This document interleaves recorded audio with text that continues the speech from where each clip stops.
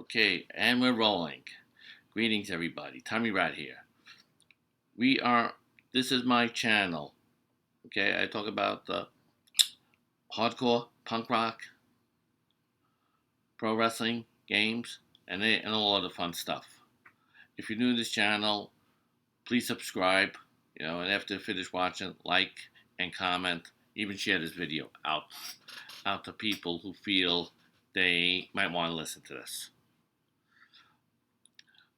Okay, so getting back to where we left off in the series of Pushead's Top 100 1980s Hardcore Punk Record List. So we are at number 60, Agnostic Front United Blood, their first 7-inch ever.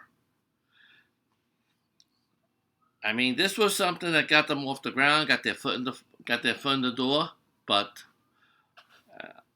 it's not their best record, but it is a very good one, a rare one for what it was at that time.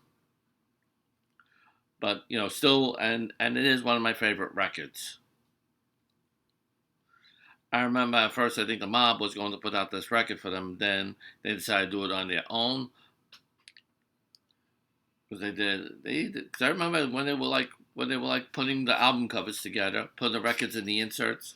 They had this big roll of record sleeves. We had to pull it apart, glue the edges together, and slip the record inside, and the flyer that they had for it.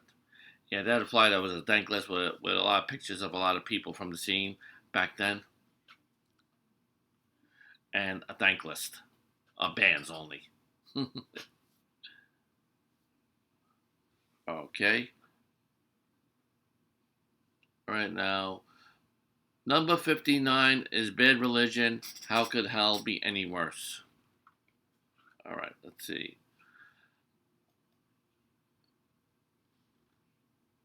Yeah, they're like huge in the LA area, and wow, I never knew that they formed it. Now I first heard of them back in '81, but when that record came out,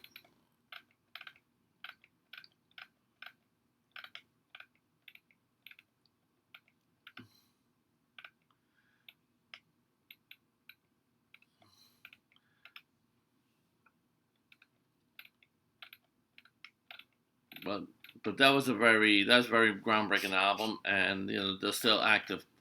They're still active to this day.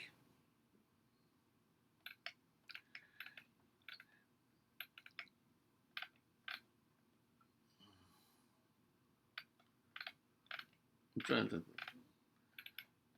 Yeah, and I got to see them a few times in recent years whenever they came to New York to play. But this one, how could hell be any worse? Was I think this was their best album out of everything I've heard from them.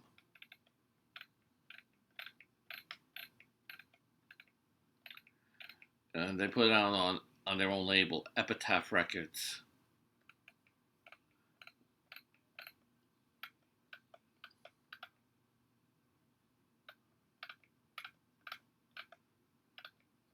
Yeah, they got some pretty cool radical song titles for this record. We're Only Gonna Die, Latchkey Kids, Part 3, Faith in God, Fuck Armageddon, This Is Hell, Pity, In the Night, Damn to Be Free, White Trash, Second Generation, American Dream. Yeah, this song I remember. This is a song that I used to hear on Tim Johannen's radio. No, not Tim Johannen. Tim Summers' radio show. Yeah, two different people. Keep that in mind.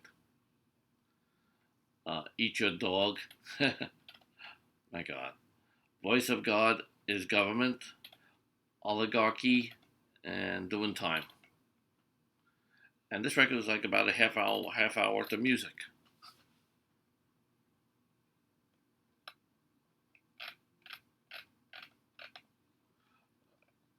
But yeah, I would say definitely a place on this list for that record.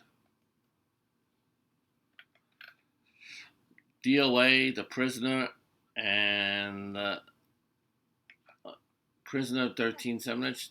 DOA, I've seen them a few times when they came to New York to play.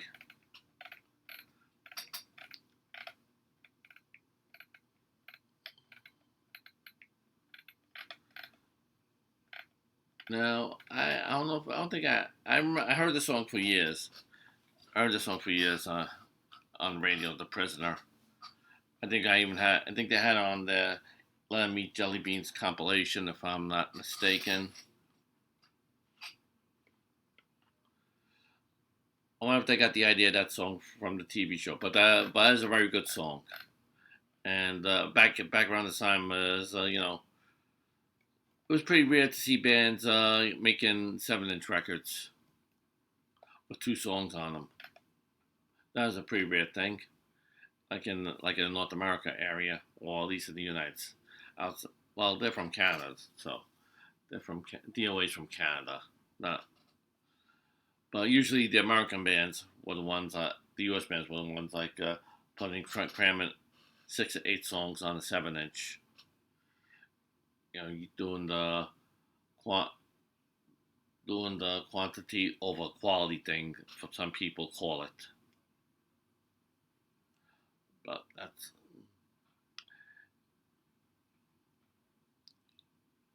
that's what it is. But anyway, aside from that, let's go to the next band, The Insane. Okay, they've been around since 1979,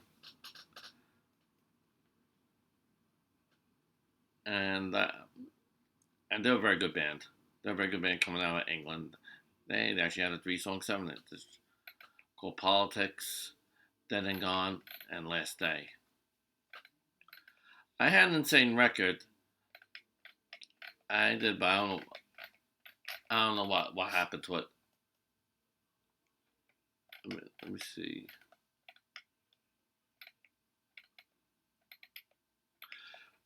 Yeah, the record I had was the El Salvador 7-inch EP. That was in '82. That was the one I got from them. Okay, but this one, I don't think I ever heard this one from them. I'll be honest with you, but I'll be hearing from it by the time this video is over. Like a lot of this stuff. Number 56, The Fix, Jan's Room, very good record. And I think this was their second record, and they had another one out before that I never ever saw the light of day of. But this was a very brutal record, I'll tell you. They came out of the Midwest area, Detroit, I believe. Not Detroit, one of those, Lansing, Michigan.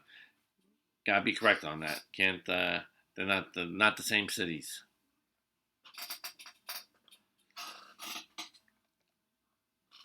Like for example, somebody might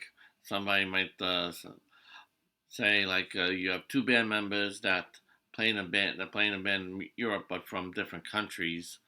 Like you have a guy from Austria and a guy from Sweden in the same band. Hello, they are not near each other. I'll tell you that. They are not near each other. Those two countries are 9 hours apart from each other. It's not like so. Just gotta take geography into consideration too when you think of these things. So Lansing might not be near Detroit. I haven't looked at the map, but I'm just saying using this as an example. So keep that in mind. Just gotta get the geographical locations correct. Even sometimes I make that mistake too. Now, here's a band number 55, Alto. I'm not familiar with this band at all. They had a record called Many Question Poison Answer EP.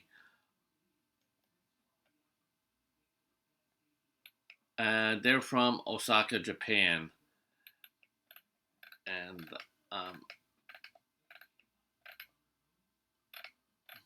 so let's see. And they actually have releases that came out since 2011. I don't know. They appear to be active. They appear to be. But find out soon enough.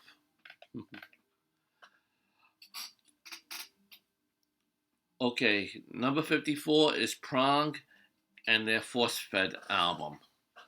I've heard this album, very good. They are different from a lot of the New York bands at that time when this came out in 1988. Because back then in '88, you had the straight edge bands, the crossover bands,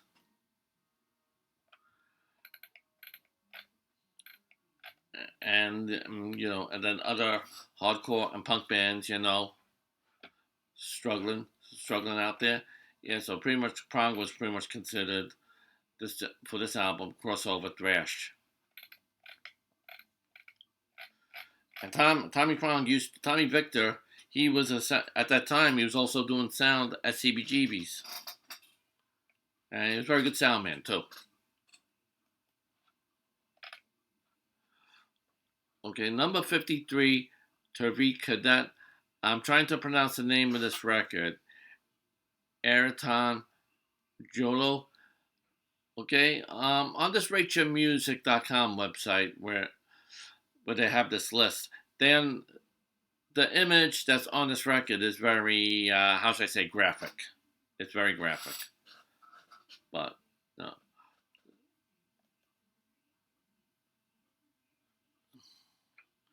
Yeah, Tariq Cadets has been around since 1980. And I believe they were like one of the first bands from Finland that I've heard. Yeah, they're very good band.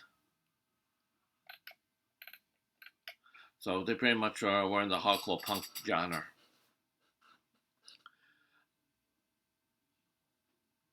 Yeah, I don't think they're around. Are they around? Are they still around?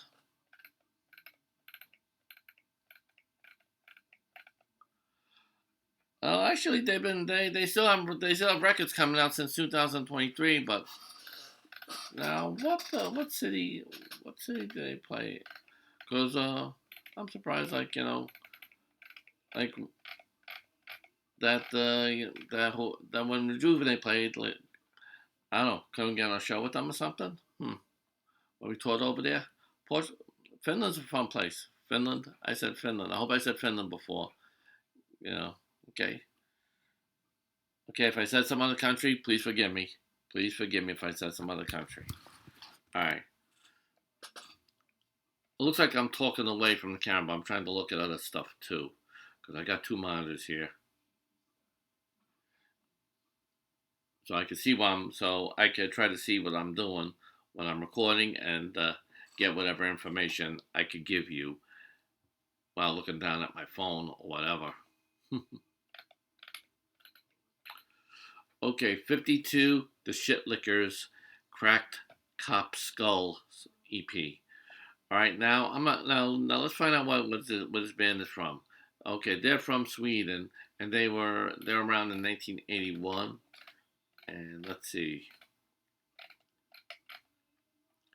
And I think they were like, I don't know. I don't know if they're still together. I don't know if they're still active or not. But I never heard this record before, and probably will. We'll be checking it out after this is done. Okay, now, all right. What's next on the list? Okay, number 51, Misfits Walk Among Us. Now, this was a great album for their debut full length. At the time, this was at the time when the Misfits, they were playing like New York like once a year, like every Halloween, and this album came out after. I think they saw. I think after in 19. Well, actually, 82. This album came out because they were doing a lot of touring. Like after 81, they were doing a lot of touring from that point on, doing a lot of tours across the U.S.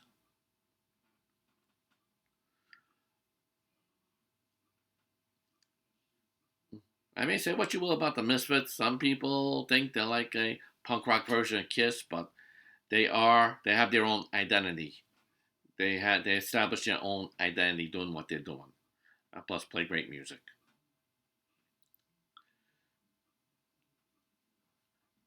Now let's look at this album here.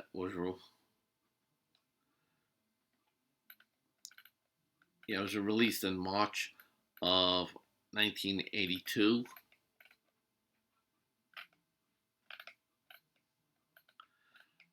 and pretty much the genre on it is considered horror punk, hardcore punk.